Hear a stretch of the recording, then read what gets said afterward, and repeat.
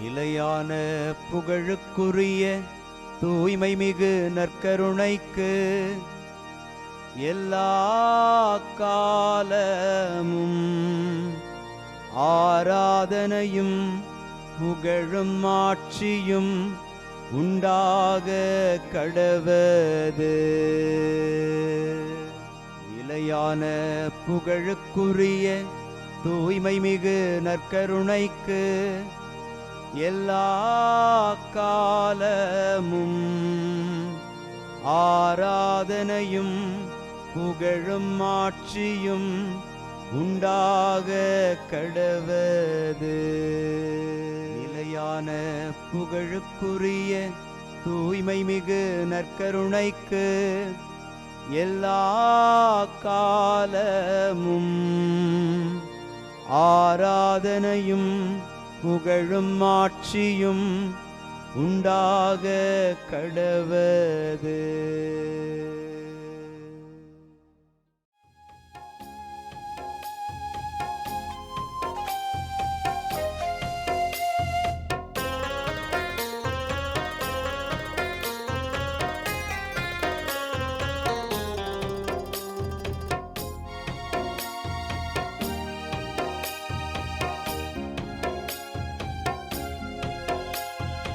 ஆதவன் உதிக்கும் முன் எழுவீர், நம் ஆண்டவர் தோன்றிவிட்டார்.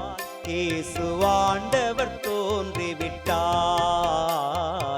ஆதவன் உதிக்கும் முன் எழுவீர், நம் ஆண்டவர் தோன்றிவிட்டார்.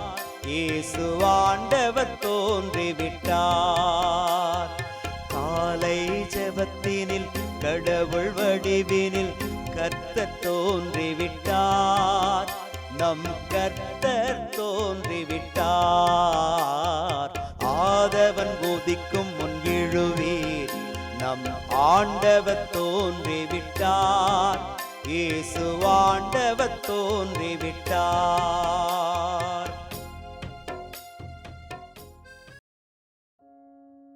ஆண்டவருக்குள் பிரியமான சகோதர சகோதரிகளே, இன்று ஏப்ரல் மாதம் 17ஆம் தேதி வெள்ளிக்கிழமை.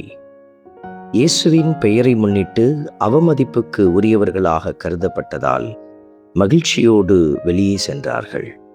திருத்தூதர் பணிகளின் நூல் இந்த வரிகளை நமக்கு பதிவு செய்து ஆதி திருச்சபையில் திருத்தூதர்கள் எப்படி செயல்பட்டார்கள் என்பதை அடையாளப்படுத்துகிறது. இயேசுவின் பெயரை முன்னிட்டு அவமதிப்புக்கு உரியவர்களாக கருதப்பட்ட பொழுதும் கூட ஆண்டவருக்காக துன்பப்படுவதால் அவர்கள் மகிழ்வோடு வெளியே சென்றார்கள். நாமும் பல்வேறு சூழல்களில் துன்பங்களை ஏற்றுக்கொண்டிருக்கிறோம். உங்களுடைய துன்பம் நன்மைகள் செய்வதனால் விளைந்ததாக இருந்தால் கண்டிப்பாக அது கடவுளுக்கு உரியது. நீங்கள் நேர்மையாளராக இருந்து துன்பப்பட்டால் அது கடவுளுக்கு உரியது. அப்படிப்பட்ட துன்பங்கள் உங்களை மகிழ்ச்சிப்படுத்தக்கூடியதாக இருக்கிறது. காரணம், கடவுள் உங்களுக்குரிய நிறைவான ஆசிரை அளிக்கப் போகிறார். இந்த நல்ல செய்தியை உணர்ந்தவர்களாக ஆண்டவருக்குள் பயணித்து ஜெபிப்போம். ஆண்டவரின் இல்லத்தில் நான் குடியிருக்க வேண்டும். ஆண்டவரின் இல்லத்தில் நான் குடியிருக்க வேண்டும். இன்று திருப்பாடல் 27 நமக்கு அருளப்பட்டிருக்கிறது. ஆண்டவரின் இல்லத்தில் நான் குடியிருக்க வேண்டும். இந்த வார்த்தைகளை நாம் சொல்லுகிற போது நம்முடைய ஆவலும் ஒரு நாள் ஆண்டவருடைய இல்லத்தில் நாம் குடியிருக்க வேண்டிய ஆசீர்வாத கிருபையை உணர்த்துகிறது. இந்த ஆசையை உள்ளத்தில் வைத்திருக்கிற நாம் ஆண்டவரோடு இருக்க வேண்டும் என்பதை ஜெபமாக்கி அவருடைய கரத்தில் ஒப்பு கொடுத்து மன்றாடுவோம். ஆண்டவரின் இல்லத்தில் நான் குடியிருக்க வேண்டும். ஆண்டவரின் இல்லத்தில் நான் குடியிருக்க வேண்டும். ஆண்டவரே என் ஒளி, அவரே என் மீட்பு, யாருக்கு நான் அஞ்ச வேண்டும்? மனிதர்கள் நம்மை பல்வேறு அச்சுறுத்தலுக்கு உள்ளாக்கி கொண்டிருந்தாலும் நாம் அஞ்ச தேவையில்லை. நாம் ஆண்டவருடைய வழியில் நடந்து கொண்டிருந்தால். ஏனென்றால் உடலை அழிக்க வல்லவருக்கு அஞ்ச வேண்டாம் என்று ஆண்டவர் நமக்கு அறிவுறுத்தி இருக்கிறார். நல்ல தெய்வத்தை புகழ்ந்து பாடி ஆராதித்து போற்றுவோம். ஆண்டவரின் இல்லத்தில் நான் குடியிருக்க வேண்டும். ஆண்டவரின் இல்லத்தில் நான் குடியிருக்க வேண்டும். நான் ஆண்டவரிடம் ஒரு விண்ணப்பம் செய்தேன், அதையே நான் நாடி தேடுவேன். இந்த வார்த்தைகளை நாம் வாசிக்கிற போது கடவுளிடத்தில் எத்தனையோ விண்ணப்பங்களை வைத்திருக்கிறோம். அந்த விண்ணப்பம் கடவுளுக்கு விருப்பமான விண்ணப்பமாக இருந்தால் அதை நாடி தேடக்கூடிய ஆசீர்வாத கிருபை நம்மிடத்தில் இருக்க வேண்டும். இந்த அற்புதமான ஆசீர்வாத எண்ணங்களை எல்லாம் கொடுத்து உண்மை நெறியில் நம்மை பயிற்றுவிக்கிற ஆண்டவருக்கு நன்றி கூறி அவரை பாடி துதிப்போம். ஆண்டவரின் இல்லத்தில் நான் குடியிருக்க வேண்டும். ஆண்டவரின் இல்லத்தில் நான் குடியிருக்க வேண்டும்.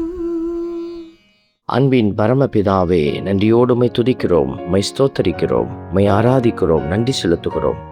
வாழ்வோரின் நாட்டினிலே ஆண்டவரின் நலன்களை காண்பேன் என்கிற வார்த்தைகளை நாங்கள் வாசித்து தியானிக்கிறோம். வாழ்வோரின் நாட்டினில், அதாவது நேர்மையாளர்கள் கூடியிருக்கிற, நல்லவர்கள் எல்லாம் இணைந்திருக்கிற அந்த இடத்தில் நாங்களும் இணைந்து உம்முடைய நலன்களை கண்டு மகிழ எங்களுக்கு அருள் தாரும். ஆமென். வல்ல இறைவன், தந்தை, மகன், தூய ஆவியார் உங்களையும் உங்கள் குடும்பத்தையும் நிறைவாய் ஆசீர்வதிப்பாராக. ஆமென்.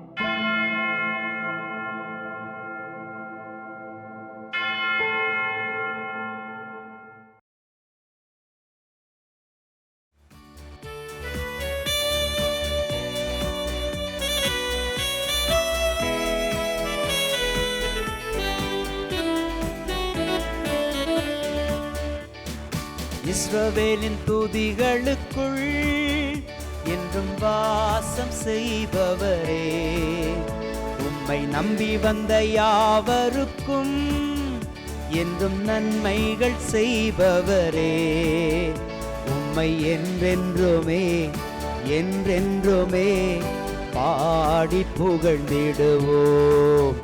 உம்மை எந்நாளுமே எந்நாளுமே ஆராதனை செய்குவோம்.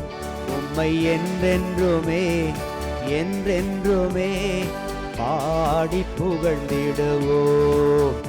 உம்மை எந்நாளுமே எந்நாளுமே ஆராதனை செய்குவோம். ஆராதனை ஆராதனை ஆராதனை உமக்கே. அல்லேலூயா அல்லேலூயா, துதி மகிமை உமக்கே. ஆராதனை ஆராதனை ஆராதனை உமக்கே. அல்லேலூயா அல்லேலூயா, துதி மகிமை